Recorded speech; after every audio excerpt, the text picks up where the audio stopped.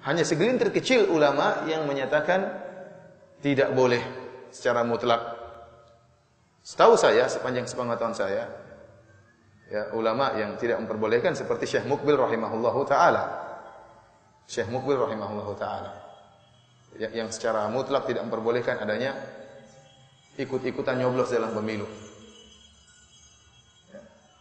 Demikian juga misalnya saya dengar dari Syekh Rabi Al-Madkhali, ya, yang beliau juga menyatakan tidak boleh memilih.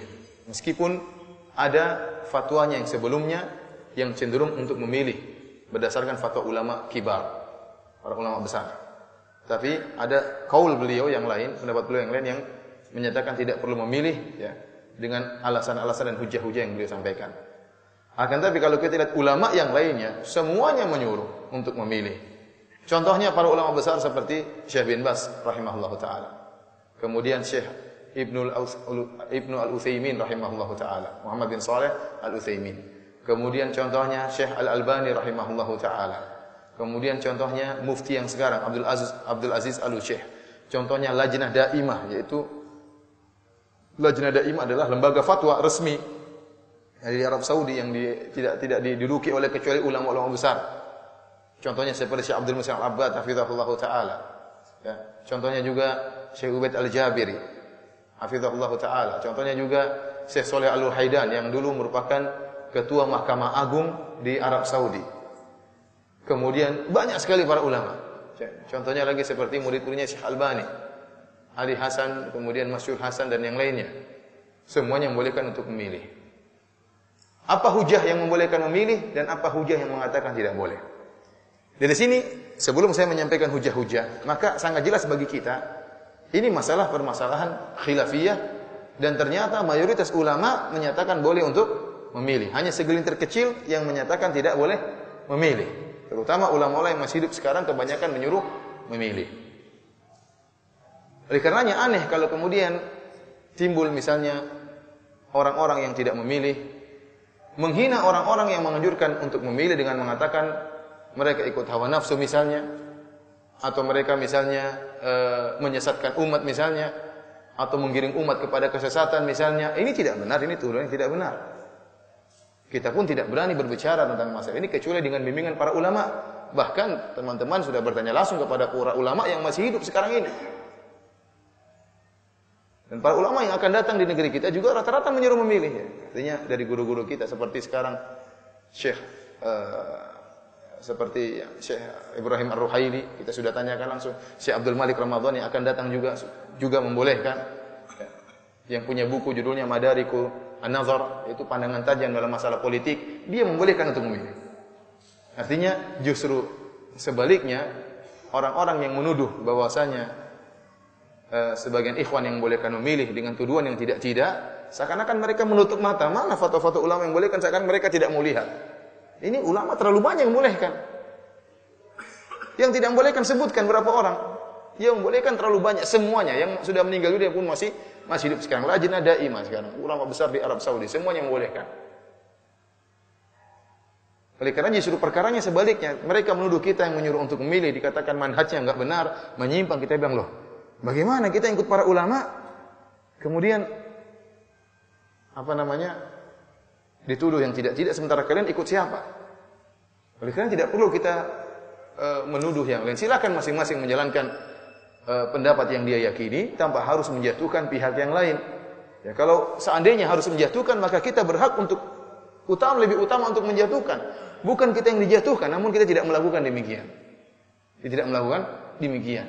Sementara mereka-mereka yang melarang atau mengarahkan masyarakat untuk golput misalnya, ya, disertai dengan menjatuhkan para ustadz atau para dai yang menyuruh kepada memilih, padahal para dai tersebut hanya menjalankan fatwa para ulama. Para hadirin rahmati oleh Allah Subhanahu wa taala. Sekarang kita akan mencoba menjelaskan permasalahan khilafiyah agar kita tahu masing-masing punya dalil, agar kita tidak mudah melepaskan lisan kita ini untuk menjatuhkan saudara kita yang mungkin berbeda pendapat dengan kita, ya. Dan saya sempat baca tuduhan-tuduhan yang mengerikan, ya, menjatuhkan, mengejek, menjelek-jelekan, perkataan-perkataan tidak pantas keluar dari anak jalanan, apalagi keluar dari seorang ustaz. Tidak pantas. Namun terucapkan. Ini perkara yang menyedihkan. Tidak dewasa dalam menghadapi permasalahan khilaf. Tidak siap untuk diselisihi, tidak siap.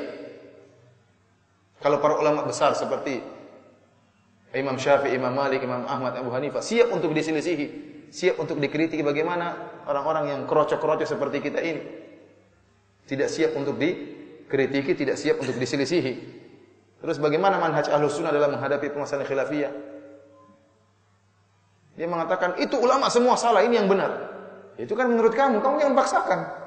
Kecuali ada turun ayat dari Al-Quran, tidak boleh memilih. Ya itu baru kita semua tunduk. Kalau saya menyelisih, sesatkan saya. Mungkin saya kafir. Kalau turun ayat dari Al-Quran mengatakan tidak boleh milih. Atau Nabi mengatakan tidak boleh milih. Nabi mengatakan misalnya suatu zaman akan datang pemilihan umum, jangan pilih. Kalau ada yang menyelisih, kafir, bisa jadi kafir. Ini enggak ada dalilnya. Dan para ulama tatkala menilai, misalnya mengatakan boleh memilih, mereka dengan dalil-dalil yang ada. Oleh karenanya pada kesempatan berbahagia ini, saya berusaha menyebutkan seluruh yang saya, berdasarkan ilmu saya yang rendah ini, saya ingin menyebutkan dalil-dalil dari dua belah pihak agar kita menghargai pihak yang lain. Sekarang saya akan sebutkan dalil-dalil yang menyatakan akan bolehnya memilih. Kalau kita perhatikan perkataan para ulama seluruhnya, baik Syekh bin Baz rahimahullah, Syekh Ibnu Utsaimin rahimahullah, Syekh Al-Albani rahimahullah, seluruh para ulama yang sudah meninggal maupun masih hidup, Syekh Ibnu Al-Abbad hafizahullah taala, ulama besar di kota Madinah, ya. Gurunya para ustaz semua, rata-rata para ustaz belajar sama Syekh Abdul Muhsin Al-Abbad hafizahullah taala, bapaknya Syekh Abdul Razak hafizahullah taala. Semuanya menyebutkan kaidah yang masyhur dalam kaidah fikih, yaitu irtikabu akhafid dararain, yaitu menempuh kemudaratan yang paling ringan. Ini kaidah yang mereka sebutkan.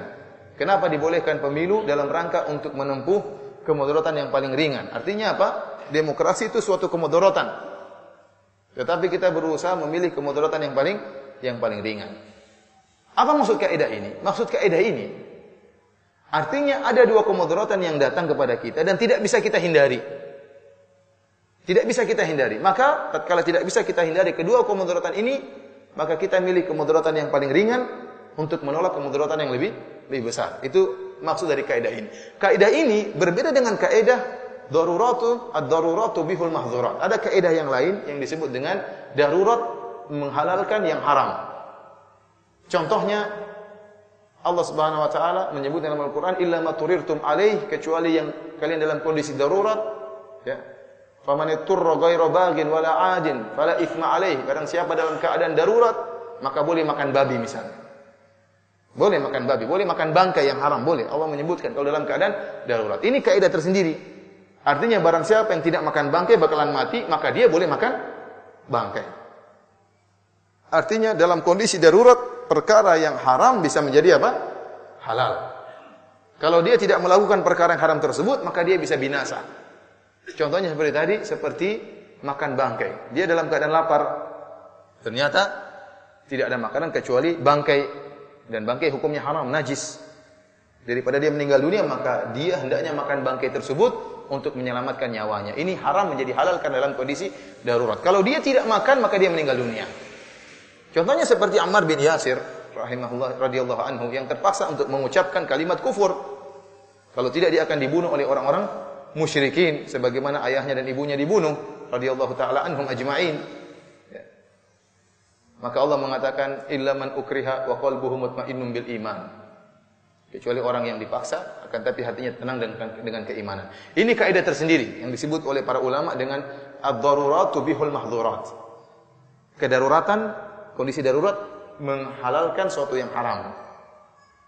Ini berbeda dengan kaidah yang disebut oleh para ulama tatkala membolehkan pemilu. Kaidahnya lain. Kaidahnya apa? Irtikabu akhafid dararain.